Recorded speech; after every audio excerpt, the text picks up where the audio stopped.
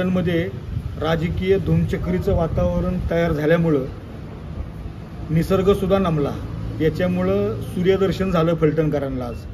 तसंच राजकारणामध्ये सुद्धा नवीन घडामोड झाली आज. पण फलटणकर जनतेच्या वतीने मी एक जनतेला आणि राजकीय कार्यकर्त्यांना आश्वस्त करतो की आगामी फलटण शहरातील स्थानिक स्वराज्य संस्थेच्या निवडणुकीत अनेक ठिकाणी नवीन चेहरे निवडून येतील आणि कदाचित तिसऱ्या आघाडीच्या माध्यमातून तिसरं नेतृत्व या तालुक्यात उभं राहण्याची शक्यता नाकारता येत नाही.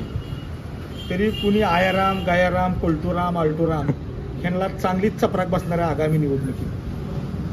भलं मग तो कुठल्या पक्षाचा असेल काही नाही, पण एवढं मात्र निश्चित आहे, एक जबाबदार नागरिक म्हणून मी सांगतो की आगामी काळात फलटण स्थानिक स्वराज्य संस्थेमध्ये नवीन चेहरे दिसल्याशिवाय राहणार नाही आणि जनतेने आपल्या मनात मनसुबे तयार केलेले आहेत. कारण जनतेला झालेला त्रास जनता निश्चितपणे मतदान केंद्रात गेल्यावरती त्याचा वचपा काढणार आहे. आणि पुन्हा एकदा फलटणकर वासियांना विजयादशमीच्या मनापासून शुभेच्छा देतो. जय हिंद, जय भारत, जय भीम.